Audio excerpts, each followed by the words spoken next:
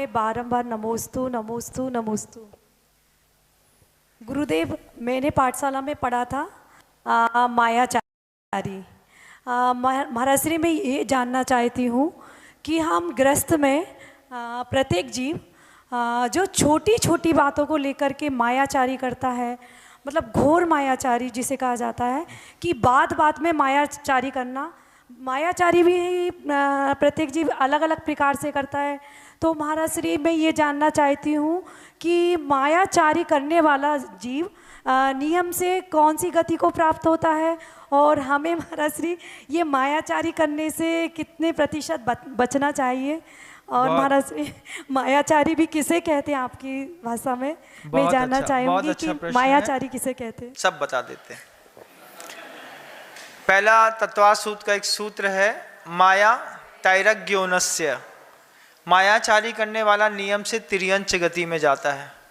अब तिर्यंच गति में भी कई प्रकार के जीव रहते हैं, तब वो सुअर बनेगा, सुंगरिया बनेगा, कुत्ता बनेगा, कुतिया बनेगा, कोई जीव बनेगा, पंछी बनेगा। इन सब के भी अलग अलग प्रभाव होते हैं। फिर वो जो मायाचारी है वो कई बार माया के उदय में मायाचारी करते हैं, कई बार क्रोध कसाय के उदय में मायाचारी करते हैं, कई बार लोभ कसाय के उदय में मायाचारी करते हैं, कभी लोभ के अनंतानुबंधी कसाय के उदय के साथ मायाचारी करते हैं, कभी संजुलन के साथ, कभी प्रत्याख्यान के साथ, कभी अप्रत्याख्यान के साथ। इस तरीके से मायाचारी कई भागों में विभक्त होती है।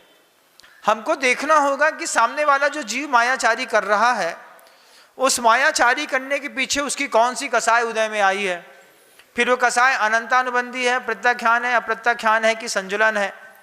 फिर योग मन वचन काय की वो प्रवृत्ति उसमें कैसी डाल रहा है, जिसके कारण से प्रकृति और प्रदेश का बंध होगा, तिर्यंच गति तो उसकी बंधेगी। ये इतने सारे विकल्प सिर्फ मायाचारी के साथ नहीं होते हैं, क्रोध के साथ भी होते हैं, लोभ के साथ भी इसके भंग बनते हैं, मान के साथ भी इसके भंग बनते हैं। ये सारे भंगों को एक साथ अन्वेषण करना पड़ता है। फिर एक और बात पूछी कि हमें घर में रहकर के कितनी मायाचारी करनी चाहिए, तो बचना चाहिए। इसका भी एक बड़ा सूत्र है कि जब हम मायाचारी करते हैं तो अपने आप को होशियार समझते हैं, और जब कोई हमारे साथ मायाचारी करता है तो भी हमें बुरा लगता है। ऐसा नहीं है कि हम मायाचारी नहीं करते, हम भी करते हैं। हम करते हैं तो अपने आप को समझदार कहते हैं, देखा हमने बचा के ले गए, हम तुमसे पहले ही कहते हैं हम बचा के ले जाएंगे।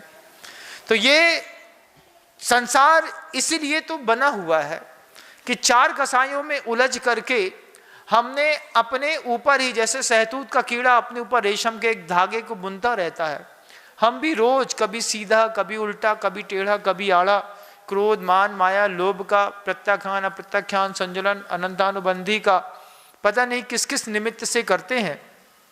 मायाचारी की अगली गति माया तैरज्ञोनस्य है, और तिर्यंच गति में भी उसके परिणाम, उसकी शक्ति, उसके अनुभाग के माध्यम से निश्चित होगा।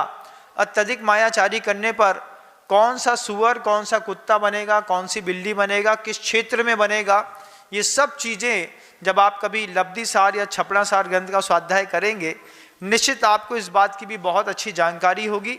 एक बहुत ज़्यादा गणितीय विषय है ये। गणितीय विषय, इसमें पूरा जोड़ घटाना करके लब्धि सार और छपड़ा सार पढ़ने वाले जो श्रावक हैं वो इतना भी बता देते हैं कि इस वक्त मायाचारी करिए, अब कौन सी पर्याय जाके तुम क्या बनने वाले हो। फिर कितनी करनी चाहिए, उतनी ही करिए जिसमें किसी का अहित ना हो, तो ठीक की बात है, ना करें तो और अच्छी बात है।